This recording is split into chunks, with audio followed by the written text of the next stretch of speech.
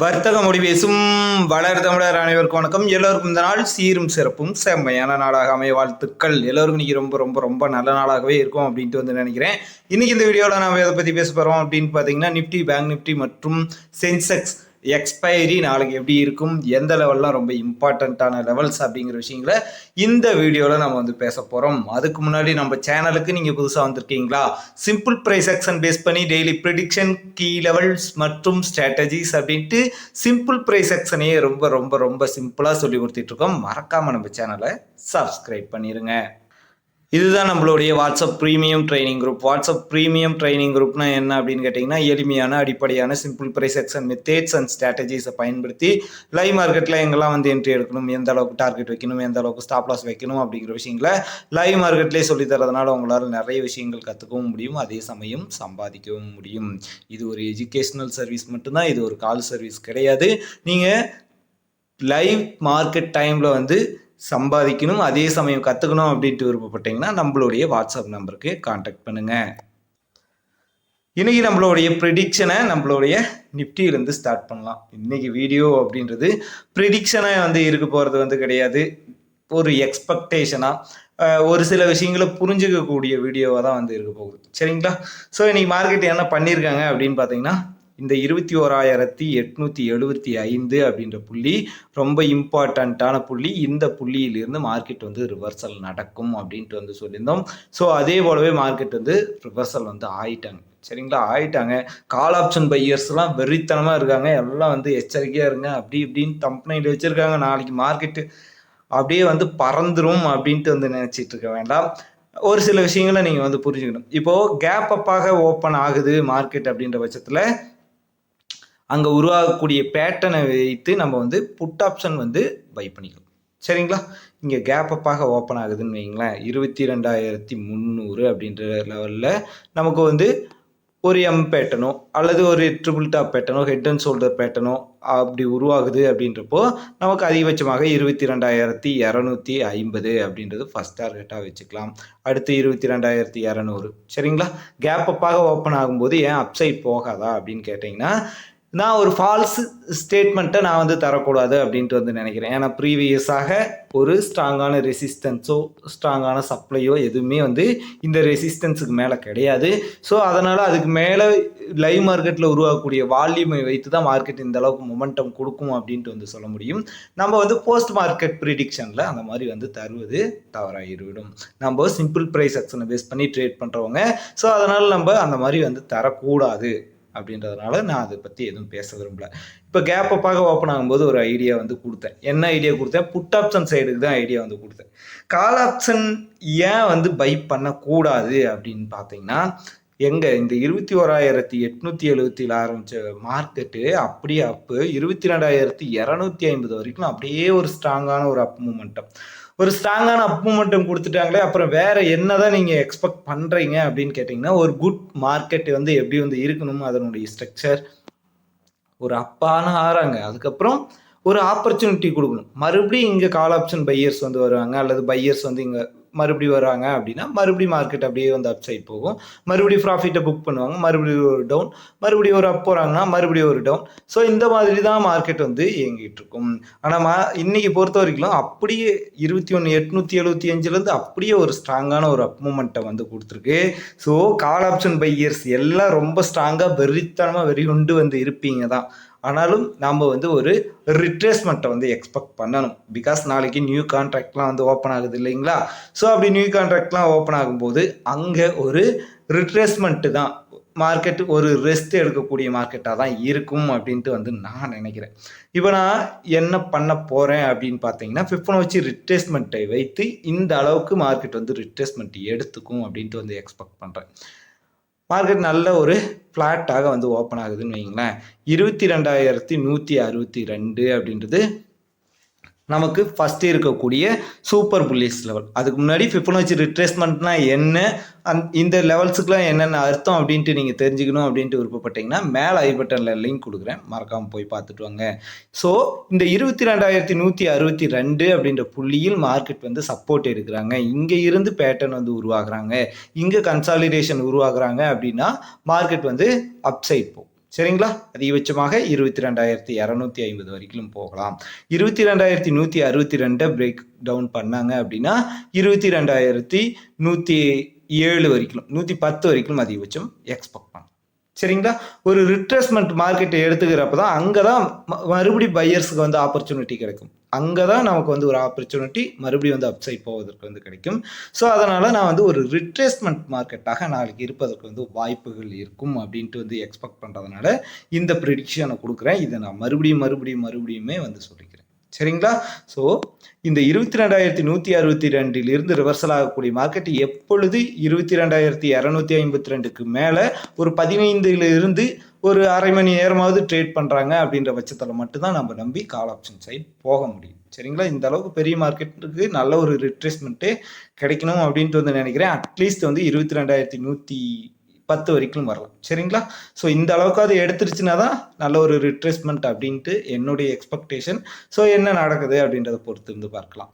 ஒரு gap down மார்க்கெட்டாக இருக்கிற பட்சத்தில் நல்லா கான்ஃபிடென்ட்டாக வந்து இறங்கலாங்க. ஒரு கேப் டவுனாக வந்து 22,107 22,018 இந்த ஜோனில் வந்து ஓப்பனிங் வந்து கொடுக்குறாங்க அப்படின்னா இந்த 38.20% அப்படின்றது நமக்கு புல்லிஷ் லெவல். 22,062 அப்படின்றது சப்போர்ட். 22,018 அப்படின்றது நமக்கு கோல்டன் ரேஷியோ.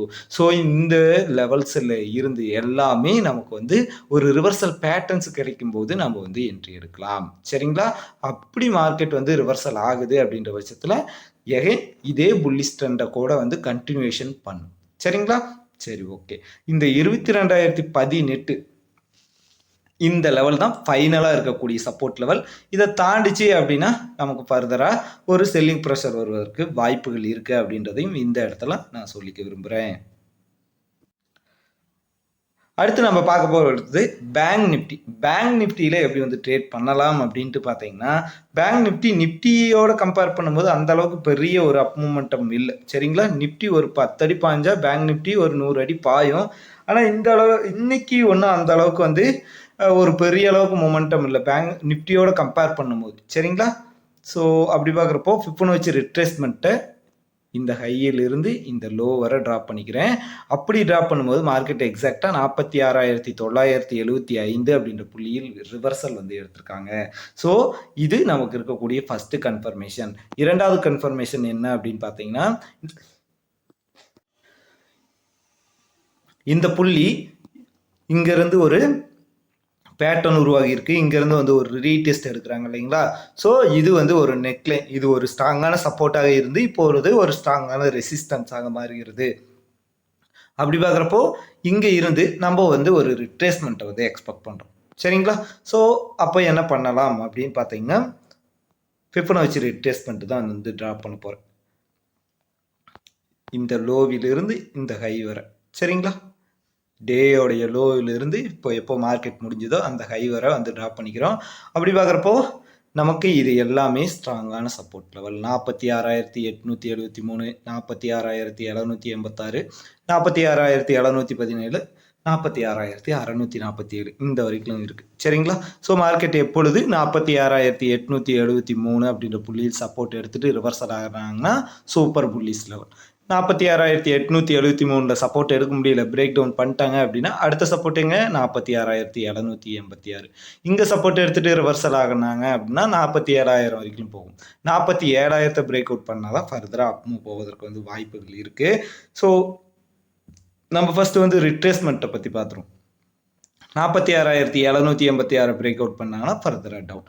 ஒரு நல்ல கேப் டவுன்னா 46,717 46,647 வரை இருக்கக்கூடிய ஜோன் அப்படின்றது ரொம்ப ஸ்ட்ராங்கான ஒரு சப்போர்ட்டாக வந்து இருக்கும். அப்படி ரொம்ப ஸ்ட்ராங்கான ஒரு சப்போர்ட் அப்படின்னா இங்கே இருந்த மார்க்கெட் வந்து ரிவர்சல் ஆகுது அப்படின்றப்போ இந்த ட்ரெண்டை அப்படியே வந்து கண்டினியூஷன் பண்ணுவதற்கு வந்து வாய்ப்புகள் இருக்குது. ஒரு இம்பல்சிவ் ட்ரெண்டு. சரிங்களா. ஒரு இம்பல்சிவ் வேவு 50% கரெக்டிவ் வேவ் வந்து எடுத்துக்கிச்சு அப்படின்னா எகைன் ஒரு இம்பல்சிவ் வந்து கொடுப்பதற்கு வந்து வாய்ப்புகள் இருக்குது. ஸோ இன்கேஸ் அப்படி ஒரு கேப் டவுனோ அல்லது மார்க்கெட் ஓப்பன் ஆகி இந்த லெவலை ரீச் பண்ணுறாங்க அப்படின்னா நான் இங்கேருந்து ஒரு கால் ஆப்ஷன் சைட் போகும் அப்படின்ட்டு வந்து எக்ஸ்பெக்ட் பண்ணுறேன். இந்த 46,647 அப்படின்ற புள்ளியை பிரேக் அவுட் பண்ணாங்கன்னா இந்த 46,421 அப்படின்ற புள்ளி வரைக்கும் மார்க்கெட் வந்து வருவதற்கு வந்து வாய்ப்புகள் இருக்குது. நிப்டியோடைய பர்ஃபார்மன்ஸை ஒப்பிடும்போது பேங்க் நிப்டியில் அந்த அளவுக்கு பெரிய அளவுக்கு மொமெண்டம் இன்னும் வரலை அப்படின்றது ரொம்ப கவலைகரமான ஒரு விஷயம். ஸோ அன்எக்ஸ்பெக்டடாக ஒரு கேப் அப்பாக ஓப்பன் ஆகுது அப்படின்றப்போ இந்த 47,300 அப்படின்றது ஒரு ஸ்ட்ராங்கான ரெசிஸ்டன்ஸ். இங்கேருந்து சப்ளை ஒரு ஸ்ட்ராங்கான சப்ளை ஜோனில் இருக்குது. ஸோ இந்த புள்ளியிலிருந்து மார்க்கெட் வந்து ரிவர்சல் ஆகலாம். சரிங்களா? இந்த புள்ளியிலிருந்து ரிவர்சல் ஆகுது அப்படின்னா அதிகபட்சமாக 47,000 வரைக்கும் வரும். எப்போ 47,300க்கு மேலே ஒரு 15லிருந்து 30 நிமிடங்கள் மார்க்கெட் வந்து சஸ்டெயின் பண்ணுறாங்களோ அப்போ மட்டும்தான் ஃபர்தராக அப் மூவ் போவதற்கு வந்து வாய்ப்புகள் இருக்குது. 47,300 அப்படின்ற புள்ளியை பிரேக் அவுட் பண்ணிட்டாங்கன்னா 47,500, 47,700, 47,900 வரைக்கும் அதிகபட்சம் எக்ஸ்பெக்ட் பண்ணுறேன். சரிங்களா? ஸோ இது ஒரு ஸ்ட்ராங்கான வால்யூம். இந்த லெவலுக்கு மேலே கிடைக்கிறப்போ இந்த புள்ளியெல்லாம் அடைவதற்கு வந்து வாய்ப்புகள் இருக்குது. அடுத்து சென்செக்ஸில் இருக்கக்கூடிய முக்கியமான லெவல்ஸ் என்ன அப்படின்னு பார்த்தீங்கன்னா ஆல் டைம் ஹைக்கு ரொம்ப நெருக்கமாக வந்து ட்ரேட் வந்து நடந்துகிட்டு இருக்கு. இன்கேஸ் ஒரு கேப் அப்பாக ஓப்பன் ஆகுது அப்படின்றப்போ 73,450 அப்படின்ற புள்ளி நமக்கு ஒரு ஸ்ட்ராங்கான ரெசிஸ்டன்ஸாக இருக்கும். இந்த புள்ளி டச் பண்ணிட்டு இங்கே வந்து ஒரு பேட்டர்ன் உருவாகுது அப்படின்றப்போ அதிகபட்சமாக 73,200 அப்படின்றது டார்கெட்டாக இருக்கும். சரிங்களா? இப்போ கேப் அப்பாக ஓப்பன் ஆகும்போது டார்கெட் வந்து சொல்லியாச்சு. இந்த 73,450 அப்படின்றது ஆல் டைம் ஹை. இந்த லெவலை பிரேக் அவுட் பண்ணி சஸ்டெயின் பண்ணுறாங்க அப்படின்ற பட்சத்தில் மட்டும்தான் ஃபர்தராக அப் மூவ் போவதற்கு வந்து வாய்ப்புகள் இருக்குது அப்படின்றத தெரிஞ்சுக்கலாம். இப்போ இங்கேயும் நிஃப்டி போல ஒரு ஸ்ட்ராங்கான அப் மூவ்மெண்ட் வந்து வந்திருக்கு. ஸோ அப்படி ஒரு ஸ்ட்ராங்கான அப் மூவ்மெண்ட் வந்திருக்கு அப்படின்ற பட்சத்தில் ரிட்ரேஸ்மெண்ட்டை வந்து எக்ஸ்பெக்ட் பண்ணலாம். சரிங்களா? ரிட்ரேஸ்மெண்ட் எந்த அளவுக்கு வந்து எக்ஸ்பெக்ட் பண்ணுறோம் அப்படின்னு பார்த்தீங்கன்னா டே லோவிலிருந்து டே ஹை வரை ஃபிபோனாச்சி ரிட்ரேஸ்மெண்ட் வந்து ட்ரா பண்ணிக்கிறோம். மார்க்கெட் இப்போது 73,140 அப்படின்ற புள்ளியில் வந்து க்ளோஸ் வந்து வச்சுட்டாங்க. இன்னும் ட்ரேடிங் வியூவில் மட்டும்தான் க்ளோஸ் ஆகலை, மற்றபடி க்ளோஸ் வந்து வச்சுருக்காங்க. அப்படி பார்க்குறப்போ மார்க்கெட்டோடைய ஃபஸ்ட்டு சப்போர்ட் 72,980 72,980 அப்படின்ற புள்ளியில் சென்செக்ஸ் வந்து சஸ்டெயின் பண்ணுறாங்க அப்படின்ற பட்சத்தில் ரிவர்சல் எடுப்பதற்கு வந்து வாய்ப்புகள் இருக்குது. 72,980 ரிவர்சல் ஆகிறாங்க அப்படின்னா 73,257 அப்படின்றது டார்கெட்டாக இருக்கும். 73,257 பிரேக் அவுட் பண்ணால் ஃபர்தராக 73,400 வரைக்கும் போகலாம். சரிங்களா? அடுத்தது 72,980 சஸ்டெயின் பண்ண முடியல, இங்கே வந்து பிரேக் டவுன் நடக்குது அப்படின்னா அடுத்த சப்போர்ட் 72,808 72,808 அப்படின்ற புள்ளியில் ரிவர்சல் எடுக்கும். சரிங்களா? 72,808 ரிவர்சல் எடுத்துச்சுன்னா 73,000 ஃபஸ்ட் டார்கெட். 73,000 பிரேக் அவுட் பண்ணிச்சுன்னா 73,200 72,800லையும் சஸ்டெயின் பண்ண முடியல அல்லது நல்ல பெரிய கேப் டவுனாக மார்க்கெட்டில் ஓப்பன் வந்து கொடுக்குறாங்க அப்படின்றப்போ இது ரெண்டும் பெரிய சப்போர்ட். சரிங்களா?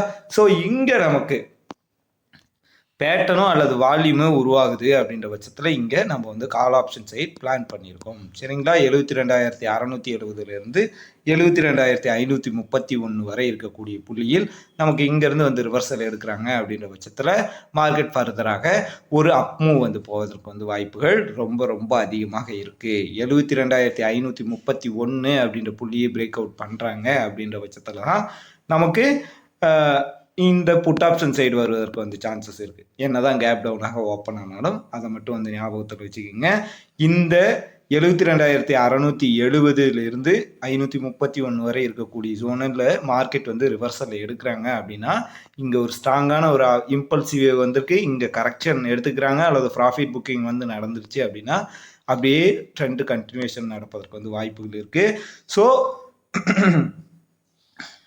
இன்னைக்கு வீடியோ பொறுத்த வரைக்கும் நிஃப்டி, பேங்க் நிஃப்டி மற்றும் சென்செக்ஸில் இருக்கக்கூடிய முக்கியமான லெவல்ஸ் எது, மார்க்கெட்டை எந்தெந்த சமயங்களில் எப்படிலாம் வந்து பார்க்கணும், அந்த அப்படி பார்க்கறதுனால நமக்கு என்னென்ன யூசஸ் வந்து இருக்குது, நம்ம எங்கெல்லாம் எப்படி வந்து அவாய்ட் பண்ணிக்கணும் அப்படிங்கிற விஷயங்களை இன்றைக்கி புரிஞ்சிருப்பீங்க அப்படின்ட்டு வந்து நினைக்கிறேன். இந்த வீடியோ உங்களுக்கு உண்மையிலே பிடிச்சிருந்தால் மறக்காமல் லைக் பண்ணுங்கள், கமெண்ட் பண்ணுங்கள், உங்கள் நண்பர்களுக்கும் ஷேர் பண்ணுங்கள். வலியது வாழும். நன்றி.